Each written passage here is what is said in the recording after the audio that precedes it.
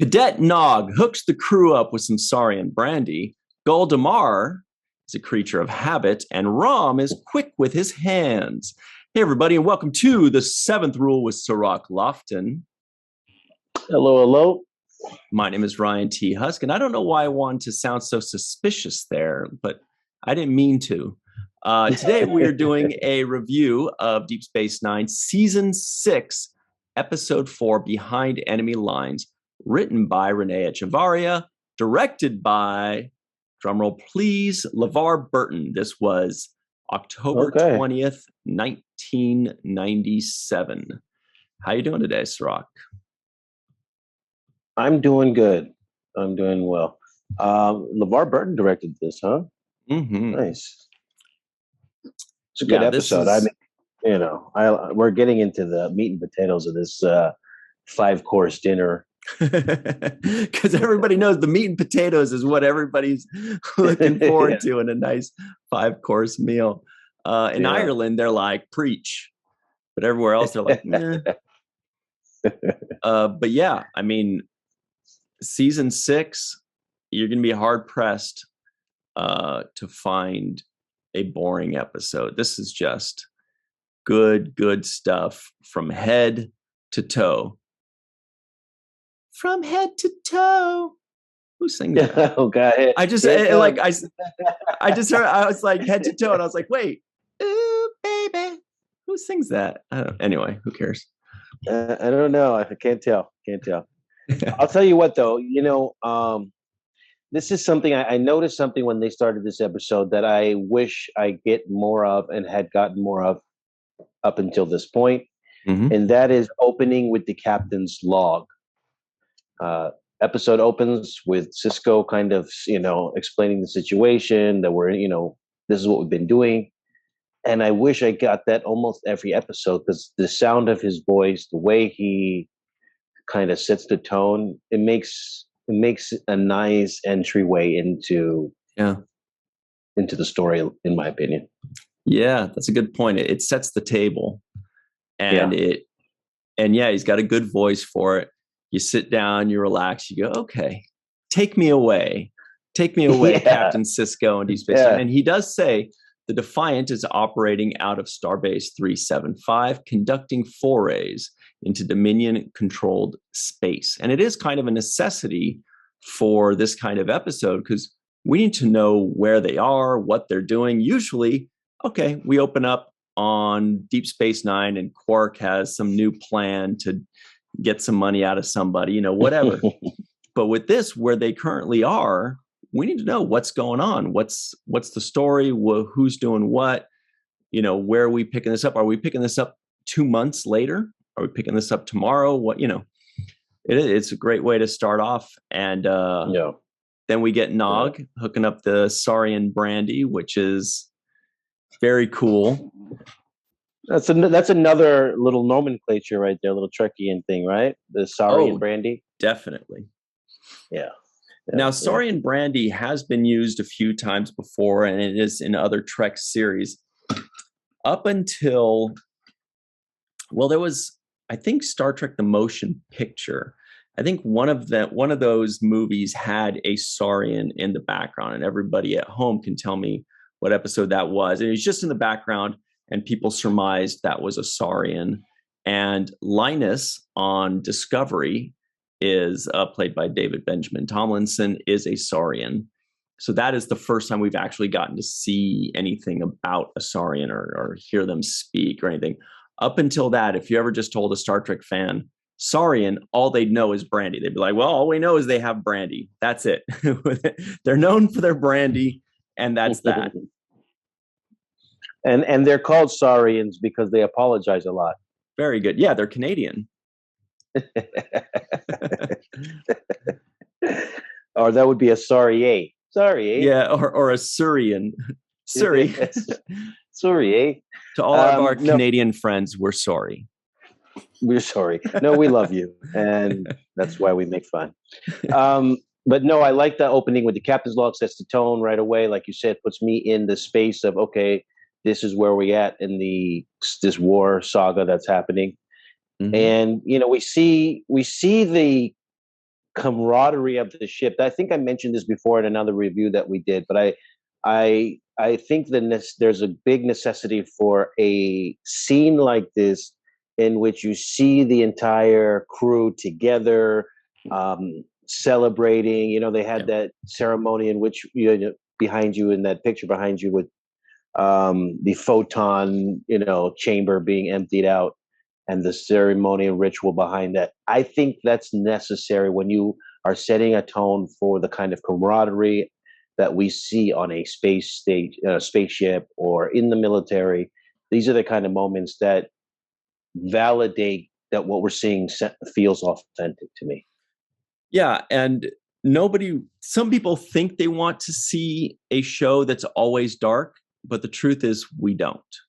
Even if you say, you know, I like something gritty, I like something dark, you got to throw something light in there. You got to throw some humor in there. You got to give them a win. You have to do something. There has to be ups, or the downs don't feel like downs. And these kind of things, these feel like Star Trek. We recognize this feeling.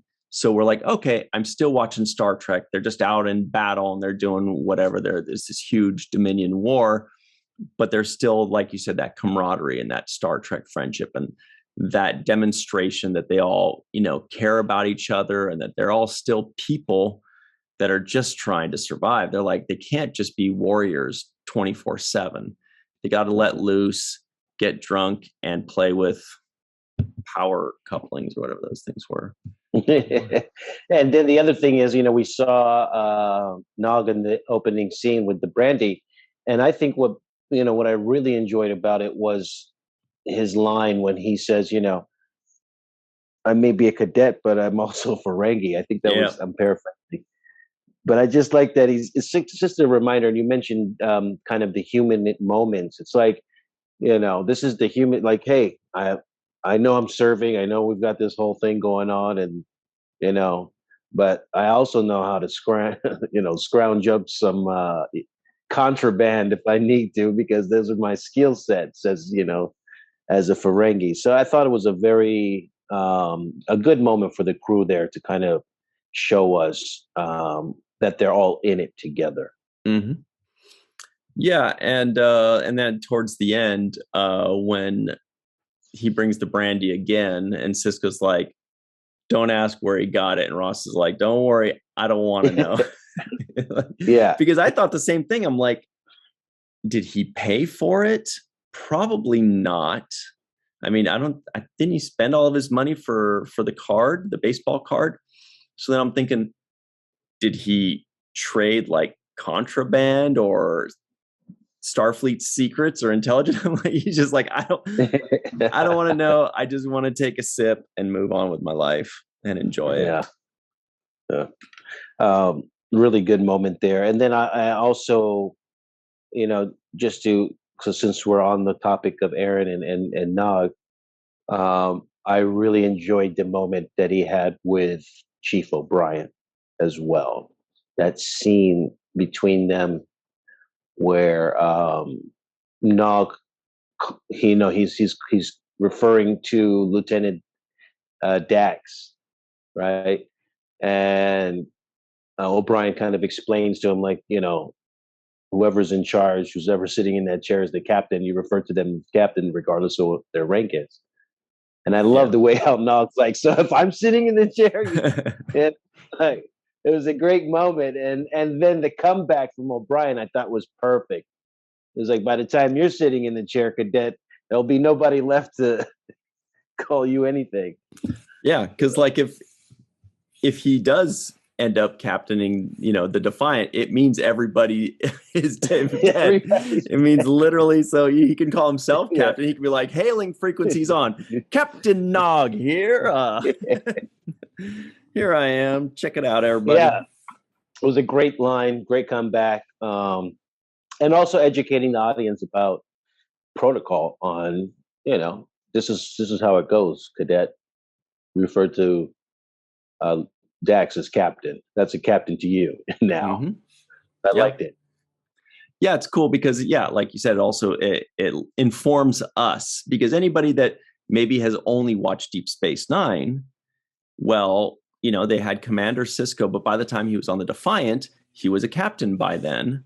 So they were calling him captain. So we were never, maybe we saw Worf be referred to as captain at one point on the Defiant. But either way, it's good to let the audience know, hey, by the way, guys, yes, we're going to call Dax captain, and this is why. And we go, so it's kind of like, it's almost like O'Brien says, hey, it's an old naval tradition. Whoever is, in charge of the ship is called captain. It's almost like you went, or, just kind of like a little wink to the audience, like, okay, got it. Okay, moving on, Yeah. Very good moments. And this episode was full of moments that were just, very well written. You mentioned Renee Echeverria. I love the dynamic of them kind of going through and touching all the stories. So there were so many stories there happening at the same time. It felt like a juggling act. Sisko over here with the Admiral, and then you got what's happening over on Tarek Noor in. And then you also have what's happening with Damar and his little. I love Damar in this episode too. I thought he's so I can't put myself on the word. Cardassian. He's so Cardassian. Yeah, he is. Yeah, he's kind of a bro in a way. He's a little bro-y where he's just like, whatever, Major. When Kira tries to get by and he tries to get in the way, or he's always loves his Kanar and the way he talks to everybody like they're inferior. This is a dude that does think he's superior and is counting the days until he's in charge of everything. Like he's pretty loyal to Dukat, but he certainly is more loyal to himself. It seems almost as though he's hanging on to Dukat just to move up, saying this guy's going places and he's going to take me with him. More so than he's like, oh, Dukat, what a great friend. I'll stick with you through thick and thin, buddy. Yeah. No, he thinks he's better than Dukat, and he has that arrogance about him. But interesting, it's funny because as you were describing, I kind of was thinking he's almost like he has the grumpiness of Odo's character. Yeah. When Odo's really agitated and grumpy and he just doesn't, he gets into his little bad attitude kind of mode. There's something similar to that about how Damar gets when he's like, move out of my way, Major. Something, Yeah. And, I did make a note that, where did I put it? I did make a note that Damar is getting growth in his character. Like he's finally getting, I put Damar's role is increasing. Before he was, originally he was just the guy that says, "I, sir," because Dukat, they needed somebody to say, "I, sir," to Dukat. Then they kind of bumped him up to like his lieutenant, his legate, and now his role is increasing. They're broadening his storyline and his character. We know that he loves his Kanar. He's punctual, borderline alcoholic, right? And he's easily swayed by the alcohol. He has now been promoted to Gull because of his ideas. And so now he's becoming his own character. Before, he was like an offshoot character in Dukat's storyline. He was just kind of Dukat's guy. But now he's getting his own storyline. It's his own character arc is growing. And it was really interesting to note that I feel like this is the first kind of significant blip in the growth of his character, Yeah, he gets these little flashes, these moments that, there's so much going on and so many different storylines, and so many talented actors in this show that it's just like, one after the other. You go from him, then you have the Jeffrey Combs doing the Wei Yun character, and he's so amazing as Wei Yun. It's like he was just born to play this guy. Totally. I like the way you move.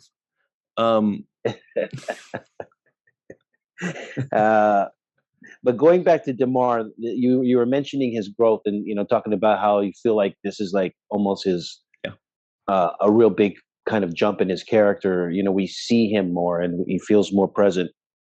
But I was actually, going to go back to the point I made earlier, where I said there were things about him that remind me of Odo, and what kind of triggered that thought was Kira and Rom inside of Quark's bar in the opening scene as they were watching down, and they said, "Here he comes, here comes Damar, creature of habit."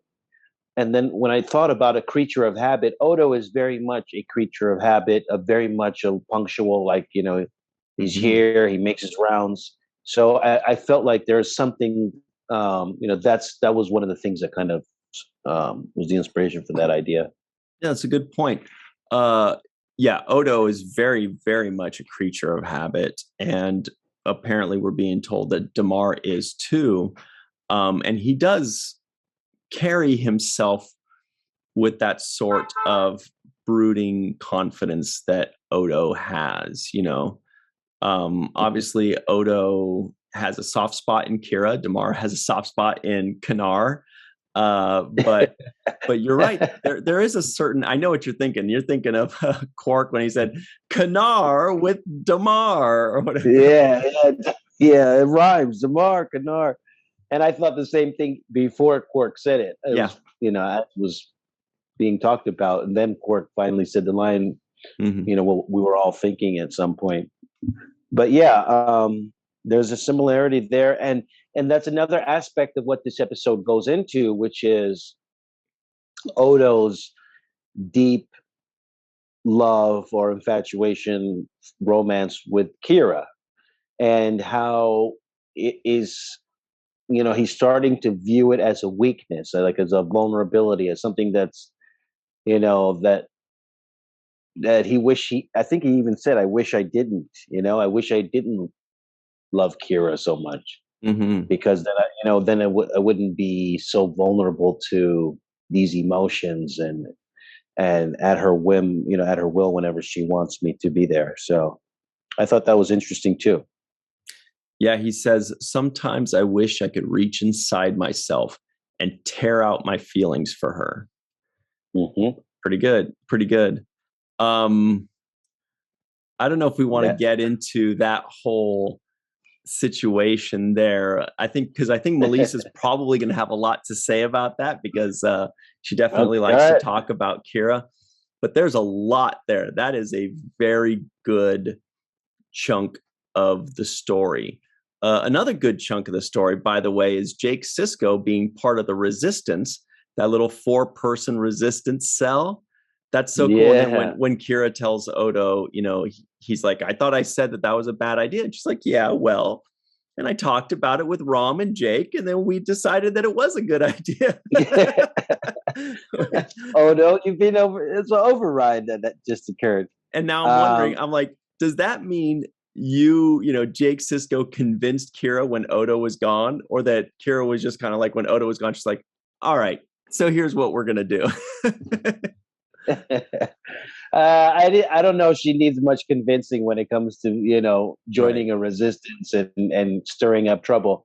And also, I thought the idea was kind of brilliant when they started to talk about what the idea, which was, steal the pad from Damar, which had this information, which they then gave to the Jem'Hadar. I thought that was I was like, wow, this is going to start a kind of civil war within, in the station. And I thought more of it would actually come than what we saw in this episode, and perhaps more will come. And I'm just, foreshadowing, but I thought more would come from that information. It's like, whoa, limited white. Wait a second, and this is your plan to poison us. To me, that would warrant at least them getting rid of Damar.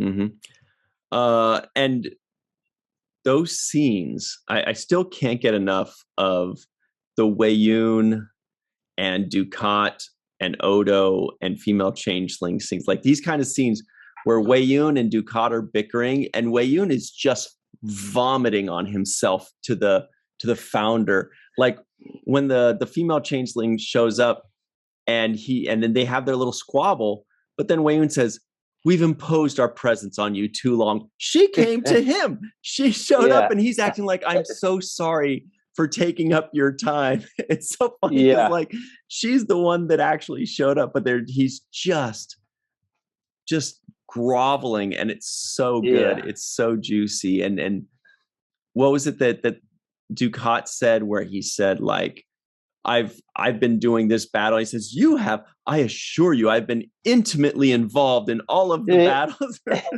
Yes. And even when it started off, like she said, "How come you haven't deactivated the mines?" And he turned around. He's like, "Yeah, how come you haven't?" Like, just to echo it, like, I'm on your side. Just, she said it enough, but he had to double up on it, like, just to, why didn't you do that to Ducat?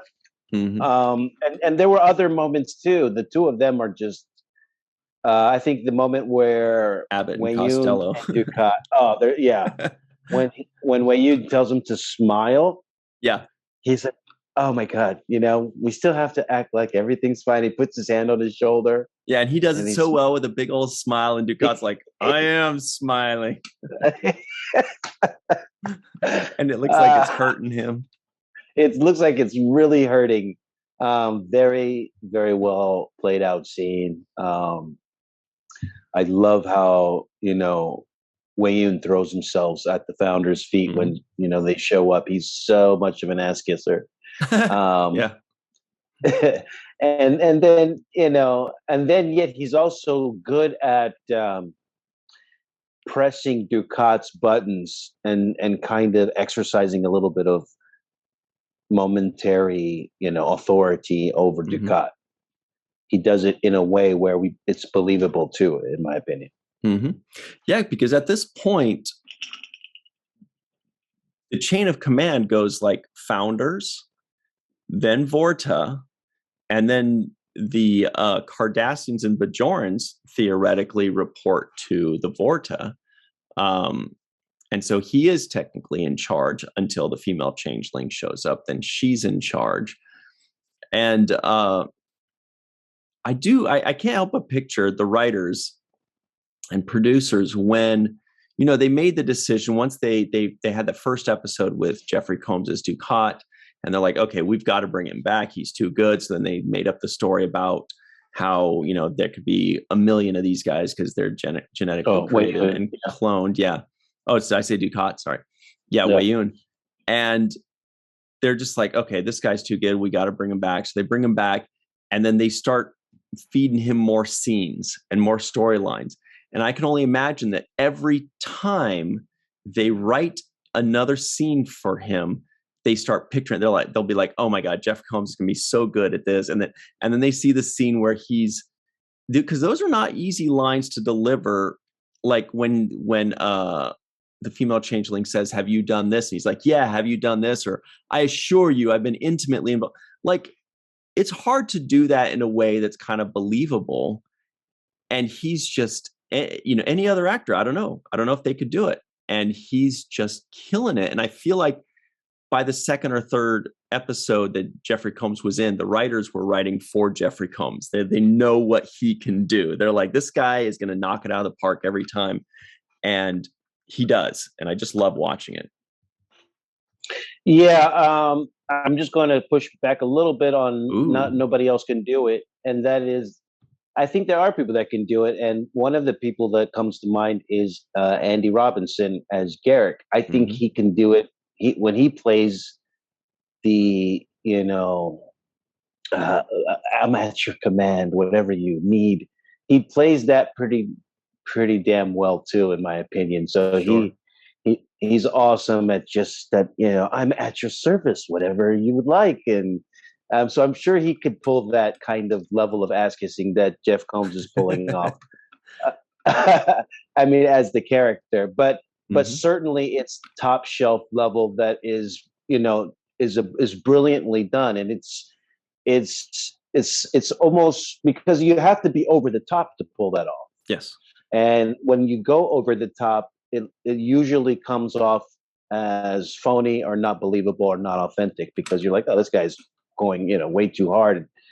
It's obvious that he's, doing such and such, but he goes over the top, but it's so playful. It's like like a symphony or a violin, just like moving across. It doesn't feel aggressive. It doesn't feel like, it doesn't stand out against in contrast. It's very complementary to the scene, and likewise to the character himself. So I think it's brilliantly done. Me too.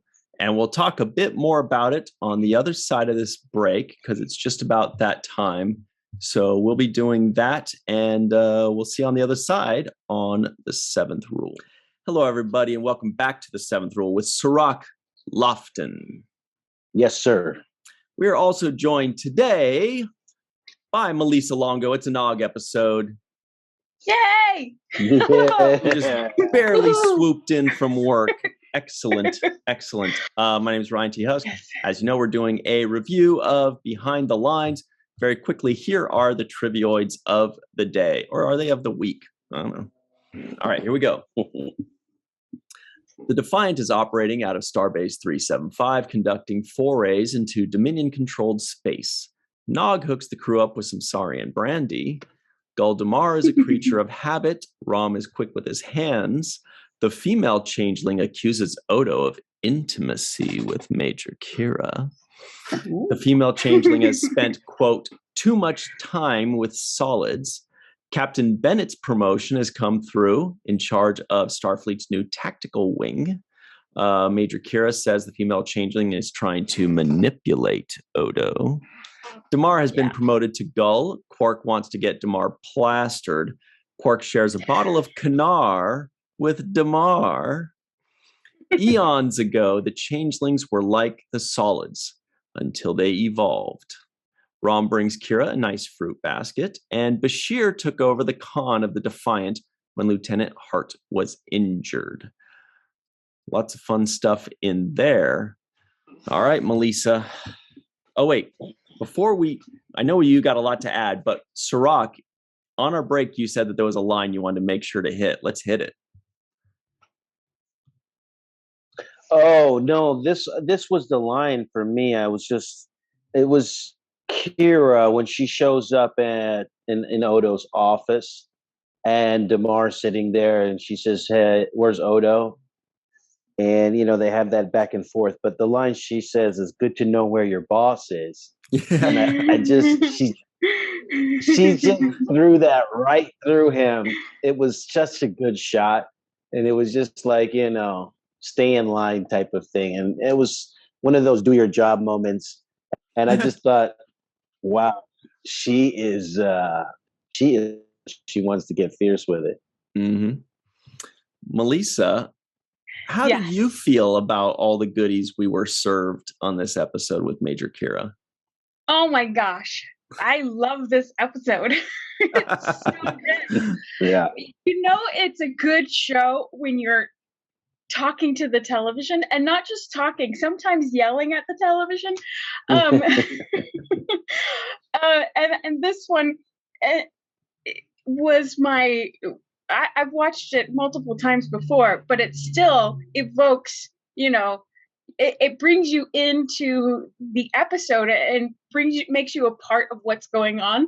So, and it's a good show when you're interacting with the people, even though they're not talking back to you. You're the fifth member of the resistance cell, huh? Yes. Yeah. Yes.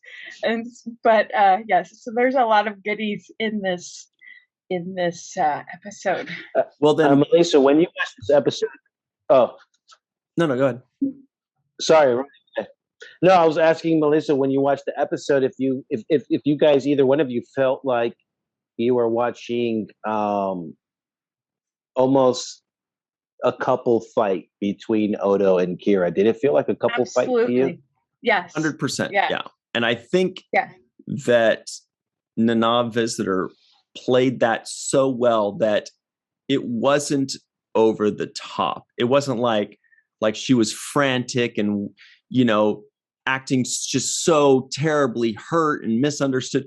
But she laced the entire performance with that. She like weaved it into the performance where it was like professional frustration with personal hurt and jealousy. And it was, she put the right, it was like it's like if her performance was on an equalizer, like a musical equalizer, and she put the perfect amount of bass and treble and all that into it. It was a perfect blend, I thought. Yes, she was never one note. Like her frustration changed with Odo during each situation, and it was wonderful. And then the bubbling up when he dropped the ball. I'm so mad at Odo. So mad at Odo. I loved it so much. Because it was just like Kira's frustration was so thick you could eat it like a watermelon. You could just like, it was like it was so thick. She was just living. It was like herself. Odo was cheating on her. To me, it was like Odo was cheating on her. And like linking was like a code for like hooking up with somebody, right?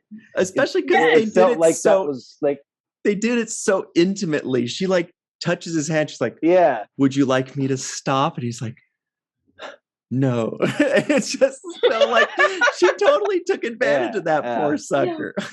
Oh my gosh.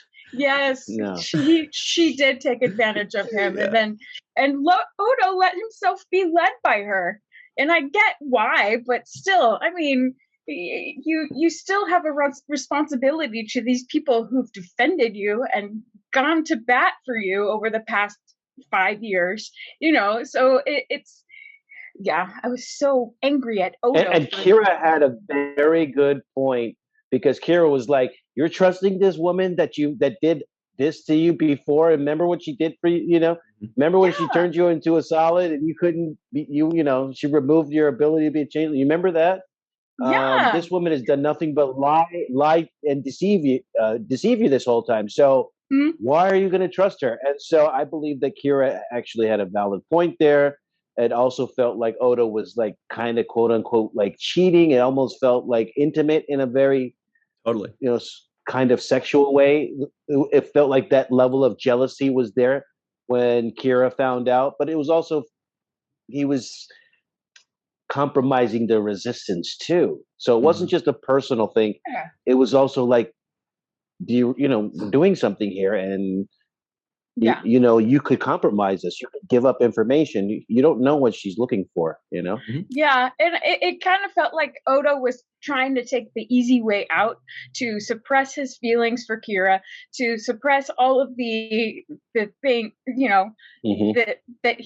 that's been bubbling up for the past 5 years. But it was the easy way out because the female changeling offered him a solution, or what he thought was the solution to all of the turmoil that was going on inside. And I get that, but again, you have a responsibility to the people that you have relationships with. And he failed in that moment. I think that another thing that's so smart and smartly written about this is that using this female changeling storyline allows the writers and the actor, Nana, to sneak in a reveal of her feelings for Odo, masked and disguised as outrage about the mission. But we can see that there's more than that. And, it's one of the best writers' tricks in the world is that people reveal their feelings in high emotion moments. That's why sometimes people are like, "I only did that because I love you." Or, that kind of trick that they love to do. It's kind of one of those things, but it's more sophisticated in that we can see that there's a little bit more to it because we're already looking for it. Because we already suspect, and this just shows a tiny bit more of that. I think it's again very well written, very well acted, And I wouldn't be surprised at all if our director, LeVar Burton, didn't have a hand in saying, hey, make sure you really lace it a little bit with jealousy, with feeling, with personal emotion, Yeah. Well, and I think it reveals this personal emotion that even Kira may not be aware of, that she's feeling these things. Yes. So I don't think she's necessarily knowing where this extra betrayal is coming from. But yeah, it's definitely jealousy. Yeah. I love it. It's so good. It's so good. So good. So good. So nuanced. Just when he and it was funny because when it's like, I don't know, this happens in real relationships too. She walks into the room and she's like, "You didn't link with her, did you?" And yeah. Right. That was total code. Like you said, it was total code. Like you could just switch the word link with something else, and it was like a conversation we've heard 1,000 times. Yeah.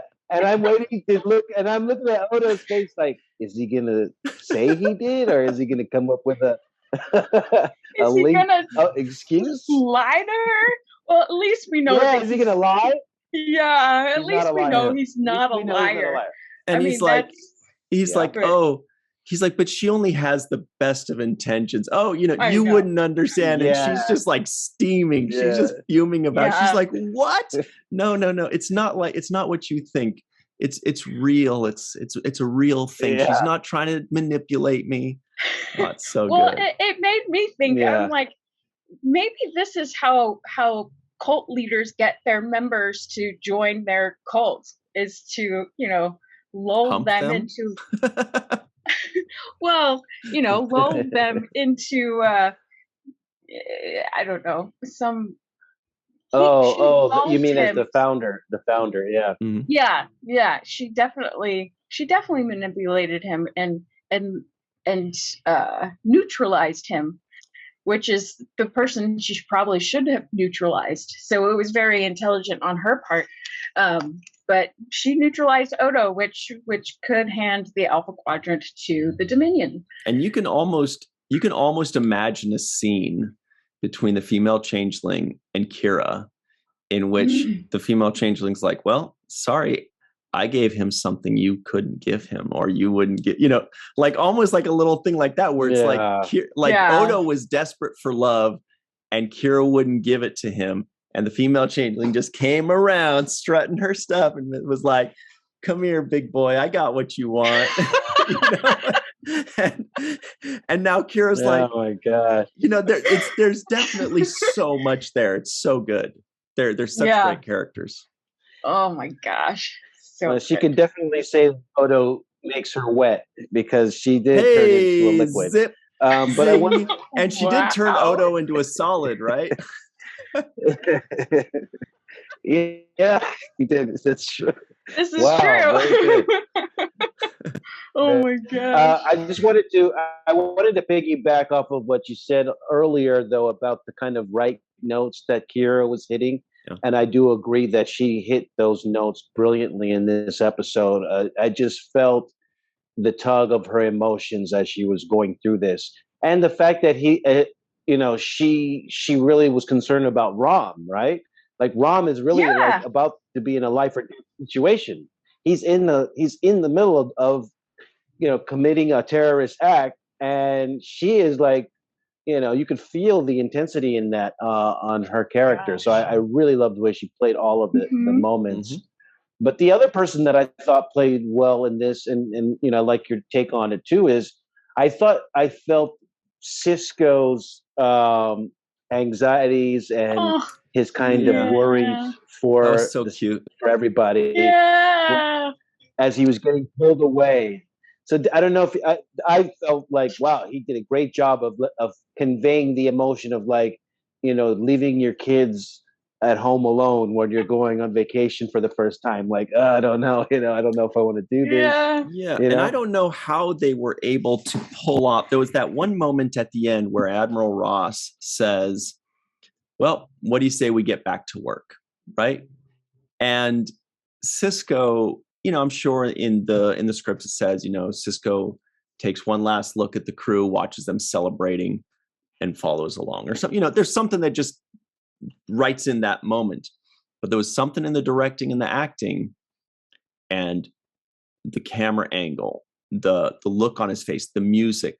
There was something there where we all felt something.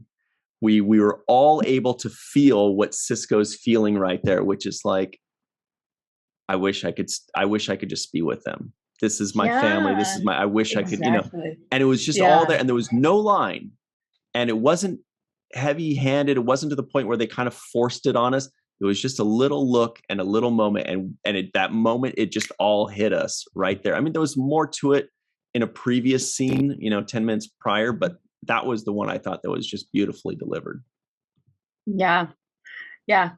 I was going to say it's his family, and his family's going off on this adventure without him, and he has to let go. But I would feel the same way he did. I'm just like, no.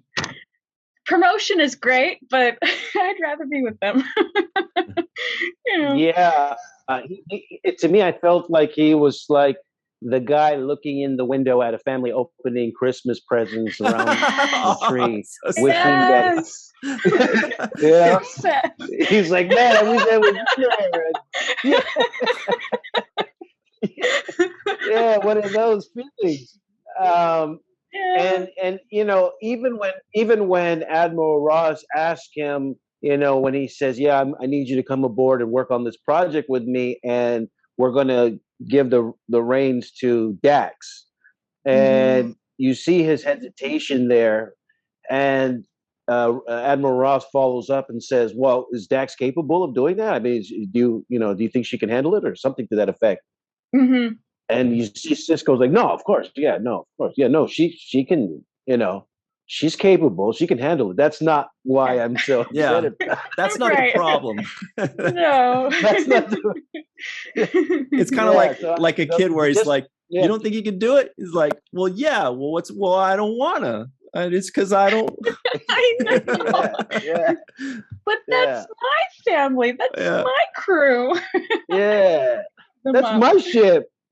Yes. That's my shit. What do you mean? The fine was given to me. I was the guy who got it. So I think that part of him wanted to say, hey, you want me to send Dax with you, and I can stay behind and do the whole Defiant thing, and I'll send Dax along with you to help you do whatever you need to do over there, Admiral. But obviously there's the chain of command, and that's another thing that Sisko plays so well. He plays the balance of honoring chain of command and saying yes sir, no sir when he has to, and also kind of you can see the dilemma or the contemplation in him in those moments when he really doesn't want to. And I think that he played those moments well as well in this episode. Just great subtleties that emphasized the heartbreak that I felt he was feeling. Well, I think and that's now one of got a. Oh, sorry. Go ahead. I was just going to say, I think that's something that Star Trek plays so well as well, from captains all the way down, which is following the rules, following what's right, following whatever, but wearing it on their face, their true feelings, and Sisko does that beautifully to where he's going to say, yes, sir, no, sir, most of the time. But on his face, we're gonna read his conflict, and that because they trust the audience is smart enough. We'll piece it together. We realize how he feels. We can see the conflict. We can see what he is truly feeling and wanting, and that is what makes for interesting TV. Is the inner conflict. That's always the most interesting conflict. Is inner conflict, and they show it without a word. And what were you going to say about our Saurian brandy smuggler, Melissa? No, I was going to say Nog also got a teaching moment about chain of command from O'Brien. So that was very evident throughout this episode, even with Damar getting his promotion and after, and Melissa, just really quickly to piggyback off what you're saying, is we actually got a Captain Nog reference in this, you know. Yeah. Nog actually says, so they're going to call, you know, they call me captain, and they do call him captain in One Day in the Future. So that's the beauty of kind of this little foreshadow that we got in this. Yeah. I loved that moment. And I also wanted to say, the line that came at the end when Sisko was there's Mochi. Mochi's the line that came at the end, at the end when Admiral Ross is looking at the crew, and Dax goes through the ceremony of retiring the photon, whatever it was, and Admiral Ross says they're a good crew. Mm-hmm. And I love Sisko's line. He was like, the best. Yep. And then they kind of ended it right there. And I just love that moment. But I wanted to say about the chain of command, and also Sisko kind of feeling this way about not wanting to let go, is when they said captain, and they both answered yes. Right? That and Sisko both turned around and said yes, and they responded. And I love that moment because Sisko's like, "Oh, yeah, go ahead." I guess you're the captain. That was reminiscent to me of All Good Things, the final 2-part episode of Star Trek: The Next Generation, when Captain Picard is 30 years into the future, and he's old and disgruntled, and he is on the USS Pasteur, which is a medical ship captained by Beverly Crusher. But Beverly, at some point in there, had married Picard, and they divorced, but she kept the name. So when the helm or whatever said Captain Picard, they both said yes, you know, and he's like, "Oh, no, it's you. Of course, it's your ship, damn it." Or whatever. But you know, it's good stuff. And then when Sisko and Dax had that moment, it's just such a great. It's just so Star Trek, you know. It's this cute little moment where he's like, "Oh yes, of course," you know. It kind of humbles him a little bit. He's like, "Oh, I won't step on your toes. Go ahead, you do your thing." Yeah. Oh, Moch. I loved it. I really loved it. And so this moment, this episode to me was laced with very good writing. I thought the whole monologue about the drop of water versus the ocean, and the ocean and the drop of water that the Thunder was kind of going through. I kind of love that analogy. Thought it was just well written. I love the way they wrote Quark saying it was the defector. No, it was a deflector. and then defecator. And then Rob says, I'm glad it wasn't me, you know? Yeah. I'm glad I wasn't the defector. She goes, "What do you think, Rob?" He's like, "I'm glad it wasn't me." It's like, no. The deflector, yes. So the writing, once again, just great writing. When you remember these kind of lines, you remember these moments, that means that to me, the writer just knocked it out of the park and left you holding a lot of things to kind of reminisce on. You know, it was just a lot of good stuff here. Mm-hmm. And I don't know if either of you pointed this out in the first part, but while Rom is waiting to open the hatch, did you both notice that it said A51, restricted area? No. Area 51? Yes, I did. I love that. Oh, I wow. did. That is great. Good eye, guys. Yeah. So neat. Yes, I wrote that down. I was like, look, they got that Area 51 right there. Yeah, you do. And it was so it was the art department guys. You know how they make those signs for all of the terminals and all of the bay doors and the hatches. So they actually put one of these, you know, stickers or whatever on this panel that Rom was opening, and it said A51, restricted area, authorized personnel only, or something to that effect. And I said, A51. We know they're doing a little reference to. Wow. Yeah, I had to rewind it. I was like, oh my gosh, did I just see what I just saw? And yeah, it was. What a great little, you know, nugget of detail. Totally. A little nugget. A little nugget. They just threw that in there. Better than an H51, right? It's like ketchup or something. Or wait, is it ketchup or barbecue sauce or something? 57. That's age. Oh yeah, that's what it is. Okay, you're right. Age 57. Here comes the tie, ladies and gentlemen. Uh-oh. It's time for the nitpick, Mr. Number.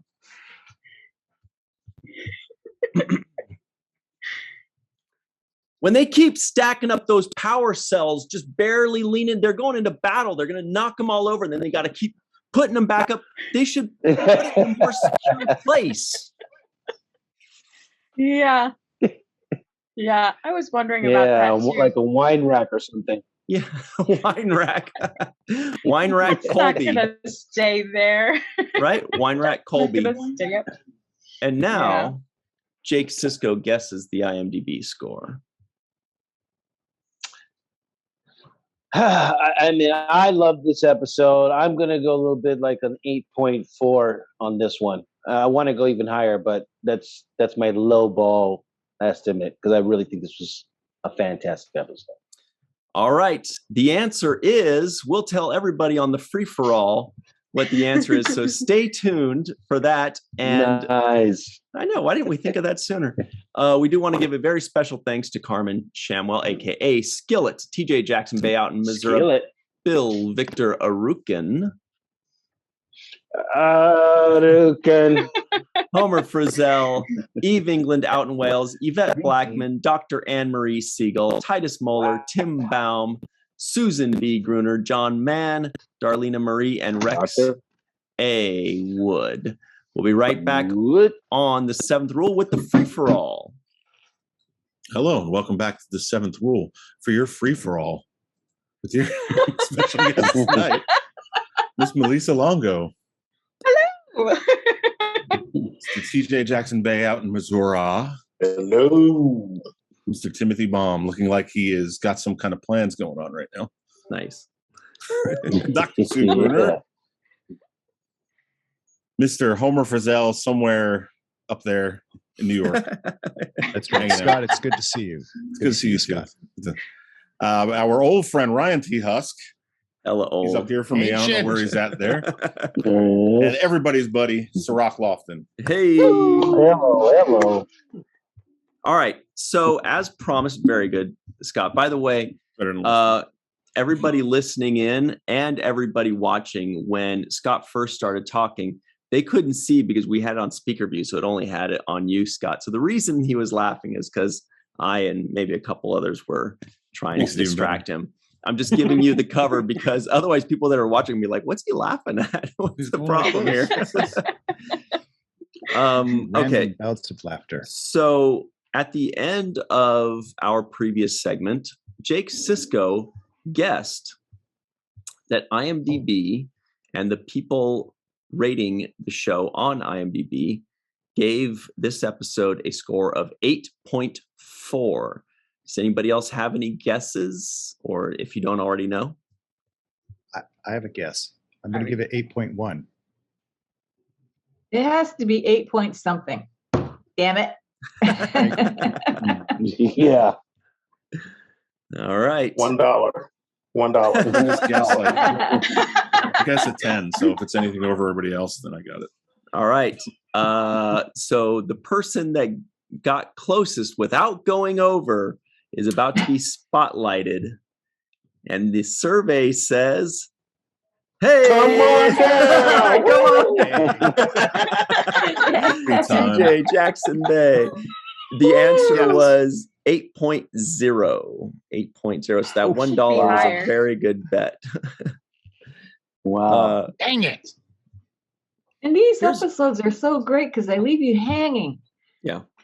Yeah. I love so them. much in them. Yeah. Well, Sue, speaking of which, do you have any other thoughts about this particular episode if you've watched it recently or if you remember it well? What's my line? You know I did. That's right. I notice so much more now. Mm-hmm. I love the way they light it. I love the camera angles, and they put so much thought into every little detail. It's just not my wheelhouse, filmmaking or whatever the term is for, but I'm so impressed with every little detail. Yeah. I love the acting. I say I love that a lot, but I do. I absolutely love the acting. I think it's outstanding. How do you pronounce the woman who plays the founder? Is it Salome? Salome, I think. Salome. I would say Salome. She plays such a great. Salome, I think you might be right, Homer. I've heard it pronounced Salome. But yeah, She plays such a great villain, and I thought it was very interesting. There's something going on, sort of, between Kira and knowing that Odo is linking with the founder. The way that you said that. Linking with the founder. And I have to admit, I love it, but on the other hand, I think it's kind of creepy. I can't describe exactly why I think it's creepy, but I love that they have that aspect of it. And Kira, is she jealous, or is she worried about the station, or the war, or the Bajorans, or the Bajorans, or all of the above? I mean, there's so much going on now that we have Odo linking with the founder. Let's link up, she says. I also find it interesting, Sue. I want to know how great this link really is. I also find it interesting, Sue, that you call the female changeling the villain when we all know Kira is the villain, and Odo and the female changeling just want to be happy together, and she's out there fussing and fretting. Those poor guys. No. No. No. Ryan, go back to the mirror universe. How did she get there? It's one little detail they left out. She just showed up. They didn't know that she was going to be there? I guess not. She's trapped on that side. Yeah, there was a little throwaway line where she Space says, I was trapped over here when they mined the wormhole, so here I am, and I wanted to see you. It was like a 5-second line. She's probably been on Cardassia for this whole time, and then they brought her to the station. Yeah, there was no indication of like a shuttle arriving or something with her on it. She's just there in that strange color outfit that they have her. Oh, that thing's filthy. Which evokes an emotion. It's kind of a weird. Well, Filthy. likes it. Speaking of Cardassians, Goldie Scott, what do you think of the female changeling's attire? Oh, it was pretty. I'm filthy. She used filthy. I don't know, but it invokes the right emotion, though. Even all this time. Yeah, later. Absolutely, and it's kind of close to their skin color too. So it's kind of like they're shifting, but not shifting. There's not like big contrast between the onesie type. I guess you'd call it a onesie because it's like a big type thing, or very long. Also gives that shifting, like snake-like feel to it as well. Like we don't have enough snakes running around this part of the quadrant. But doesn't DS9 just kill it with bad guys constantly? It's like, how can I hate somebody more than Carmen, or more than Ducat? Then she's in, and then it just keeps piling up, and they're all great. I can't think of any one of them. Different. Every single one of them a different shade of skin quality. So good. Yeah, I 100% agree with Sue about that. The whole thing with them upstairs, just sloshing around, doing whatever. Sloshing around. It was just too much. They just hop into a bathtub, sharing that one bucket. Sloppy linking. How big is the bucket? Sloppy linking. Ew. Oh man. It still makes Cirroc's face.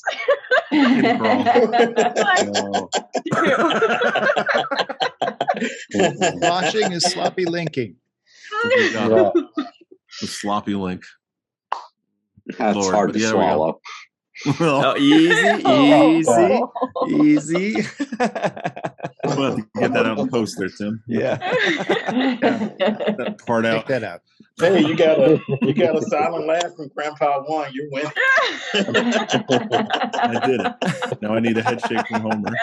I'm good. I've got All one of right. those. Grandpa One, what are your thoughts on this episode if you've watched it recently or remember it? Actually, I watched it about an hour ago. On kind of a serious note. I love this one. I like this one. Great. No, the final scene between Kira and Odo, I thought was very good. Odo, when he was doing his tantric thing, whatever. He's right. I'm trying to be serious here. Good luck with this group. No, I thought it was splashing. I thought it was a very good interaction where, Kira's going like, you pretty much screwed this whole thing up. And he's like, I know, and I don't care. Mm-hmm. And, with the advantage now that we can all binge shows, but how soon everybody got over that? Because personally, if I was Kira, I would not get over that. Because he was like, yes, I know I got Rom thrown in jail, but I don't care. Yeah. And, 2 or 3 episodes later, everything's all forgiven. But Wow. that I mean, I love the episode, and especially the last part. But that was the one thing that bothered me, having binged it a few times. It was like, okay, all's forgiven. Wait a minute. You almost got Rom executed. Spoiler alert. But anyway, so no, that's the big thing I wanted to take away from the episode. That scene, I love that scene, but it also bothered me how soon it was filed away and we'll move on. So that's my 2 cents. That's something we didn't cover at all. That was really good, and I wanted to, so I'm glad you brought that up. That was when he was basking in the afterglow. He was just, and she was basically just saying, you handed the Dominion the entire Alpha Quadrant, and he's like, it's really not that important. You wouldn't understand. And she's like, well, it's important to me. And that was at the very end there.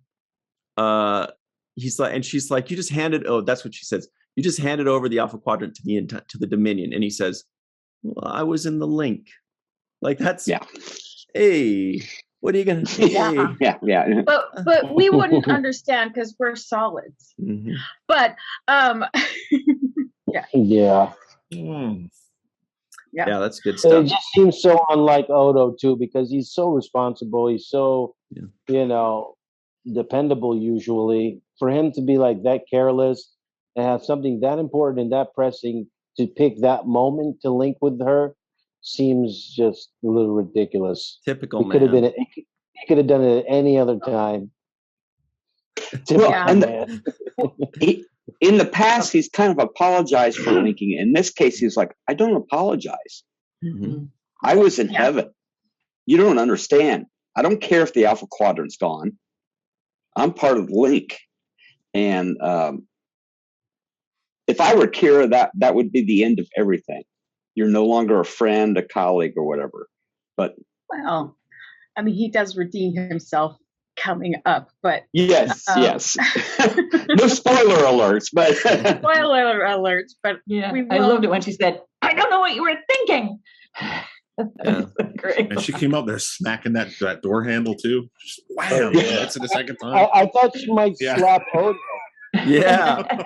I thought Odo was going to get a full-out slap in that moment. Like, I thought he was going to get a slug. Yeah, the Star Trek double axe handle. Across the top. Put him down. I think it works on the juice, it's interesting. Oh, sorry. Go ahead. No, go ahead. Oh, I thought TJ was going to say something. No, we want to hear you, Melissa. Oh, no. This time. No, I was just going to say, piggybacking off of what Cirroc said, is that it's interesting that Quark and Odo switched roles in the fact that Quark was using better judgment than Odo was in this episode. Yes. You know, That's a good point. yeah. But Yeah, That definitely. was much better than what I had to offer. Too bad. What do you have to say, TJ? Oh, well, I mean, Mr. Odo got a little sprung, and He sprung a leak. we've all seen it. We've all seen that before. You catch a good link and just go crazy. It's your head all. Kira missed the opportunity for the best comeback, though. She could have been like, well, what about our link, Odo? What about our link? Oh, yep. Yeah, that's true. He would have been like, well, huh. yeah. Yeah. No, this episode, it's a good one. It shows some of the struggle. I remember, the first time I watched through, this section of episodes, which actually wasn't on the first run. It was a few years later.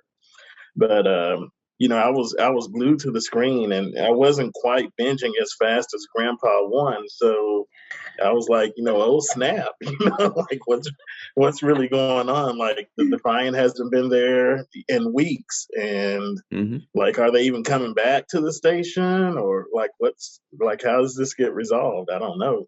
It felt like when I was watching it, it felt like a lot longer than just a few weeks or a few episodes. I'm like, man, they've been gone for a whole season. So I thought that was fun. I'm glad that the writers and the people that make the show decided to take us on this journey and show us kind of a little bit of life on the other side, and show us kind of how this resistance thing started. I remember at first Kira was kind of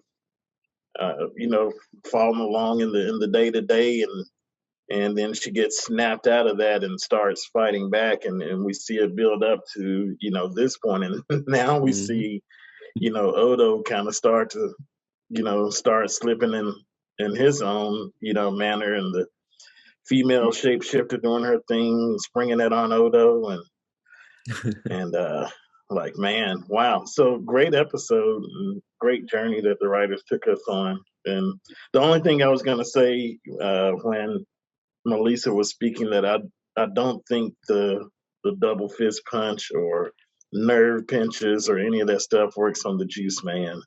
The Juice Man. He's Juice Man. That's what he right is. through him. Right through him. The Juice Man. What do you think he tastes like? Like pineapple juice, oat milk, Gravy.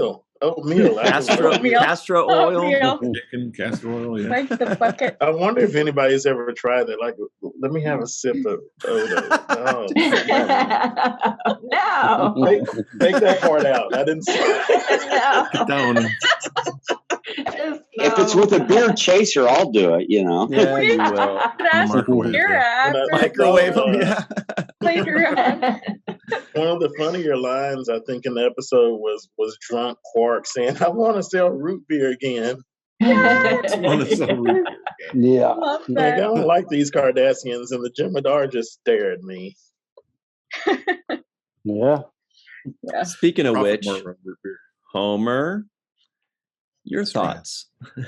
Sure. By the way, everybody, Homer is wearing an awesome hat that he got at Walking Art Made by Melissa.com.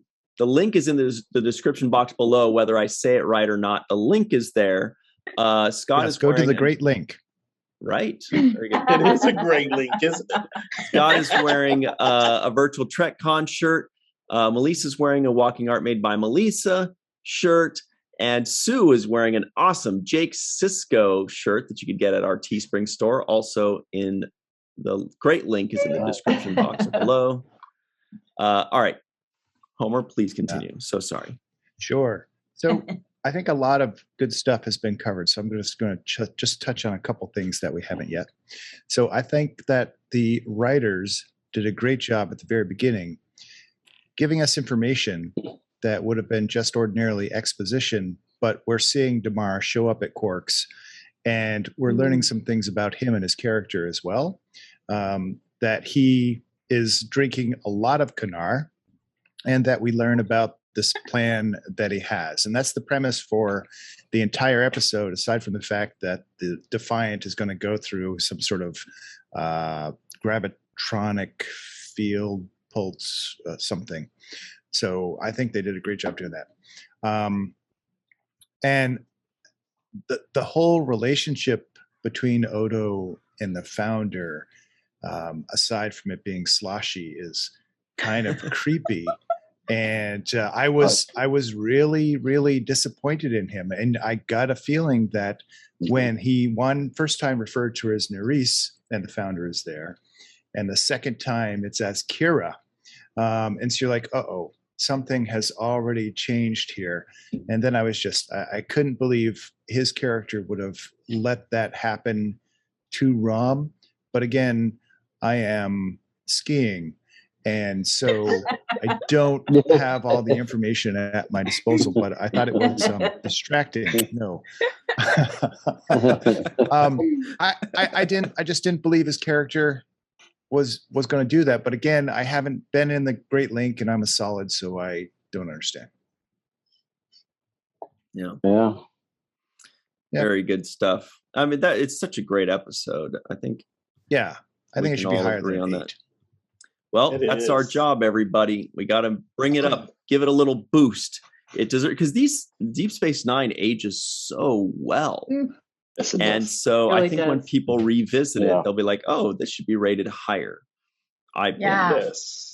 I think so too. I would have happily lost the ratings game with my $1 if it was like a 9 or a 9.5, which I think it should be. Where's Anne Marie? She always makes it a 10.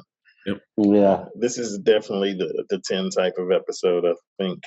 But I want to comment on what Homer said too, and kind of actually defend Odo a little bit. As disappointed as we all are, you're looking from his point of view, this is really kind of, the first time that he's had an opportunity to spend this much time with one of his people. And, so there's naturally a curiosity. He had a brief experience in the Link, and then, he went and faced judgment, and then he got his powers back to shapeshift.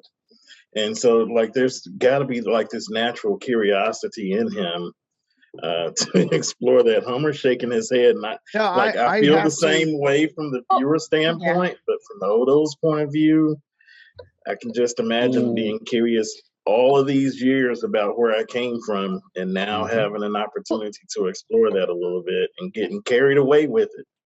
And I think, that's kind of what happened. I think from the way that I see the story, bad for our friends, but good what for can Odo. you do? What if I was in that situation? I don't know what would happen. I'd like to think you would make the right choice.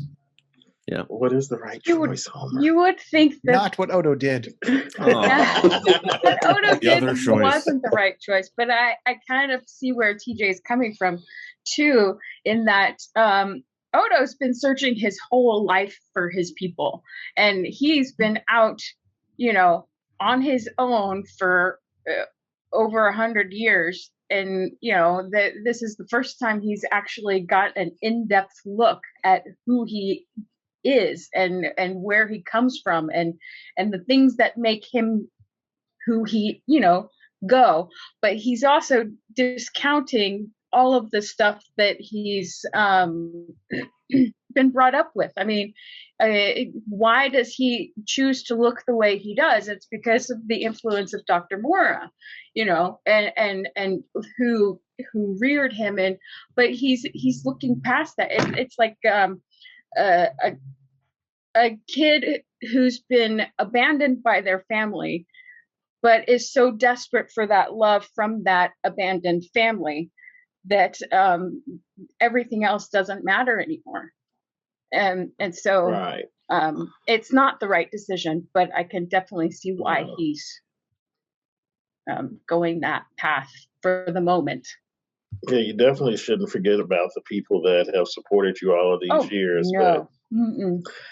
But that is kind of a natural reaction in the situation that Malissa described. I think a kid in that situation would probably throw away his new parents if he thought he had the chance, or she had the chance to, feel the love from their actual family, even if it wasn't real. And in which it usually isn't. And in this case, in those cases, it isn't real. But yeah. But just to counter that point, I mean, I know you guys say it was wrong, but just to highlight why it was wrong. Yeah. In the beginning of the episode, he is upset that he wasn't in on the plan to steal DeMar's notebook and stuff that they all kind of worked out together, because he said he was against it. And they went forward and did it anyways. And then his argument was that it was jeopardizing Bajorans and all these lives, and that action could have really had a negative consequence and cost a lot of people their lives. And if that's your rationale, one, you're mad you weren't in on the plan, and two, you're mad because it could have cost so many lives. And then when you are in on the plan, you cost a lot of lives by neglecting to do your part of the plan. So that's where I have a huge problem with it. If he said, I'm not in the beginning, and you guys figure it out on your own, don't count on me, that's the one thing. But the fact that you give word that you're going to be there, you're part of the plan. Oh, yeah. Yeah, that's and where Odo. I have a huge problem. Odo. Yeah. But the female changeling knew that she could distract him, and she did. Yep.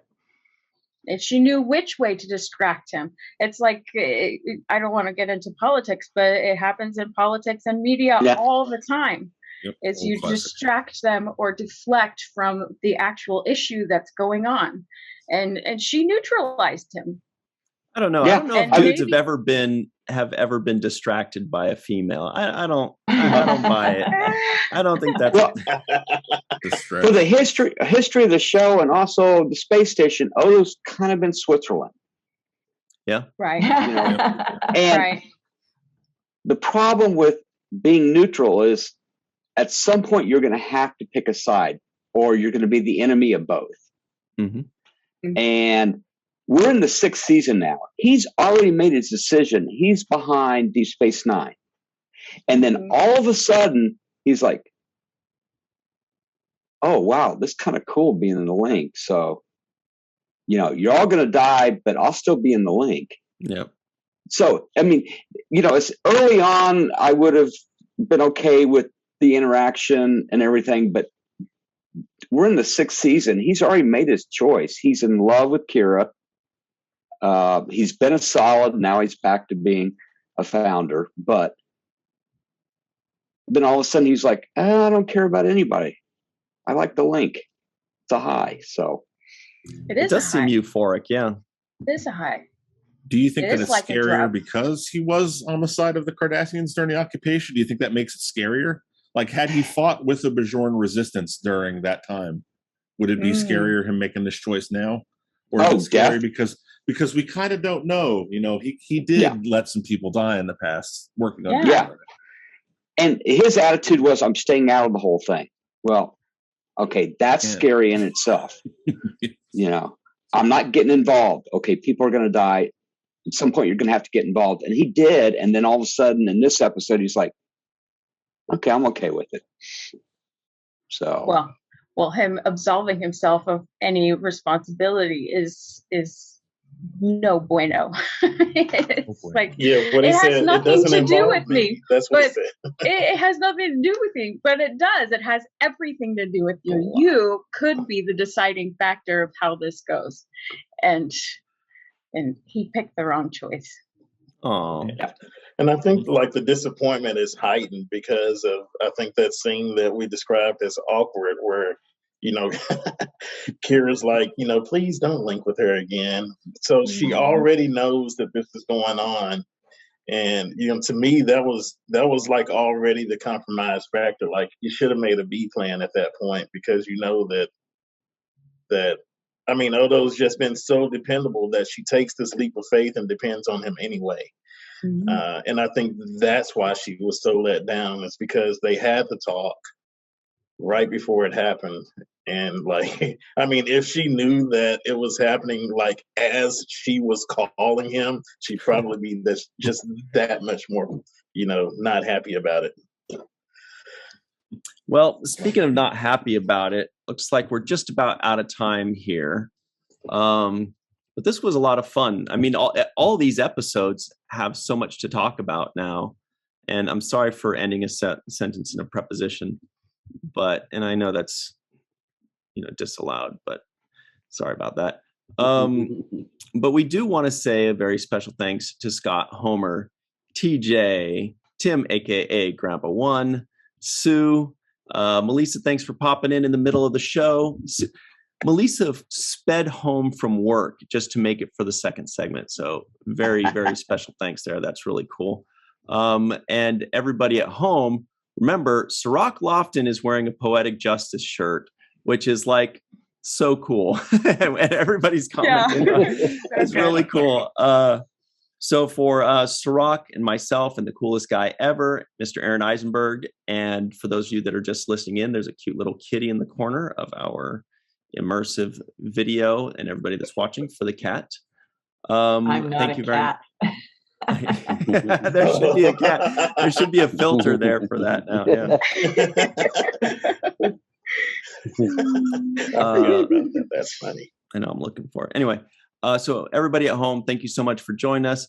We'll see you next time. And until then, always remember the 7th rule.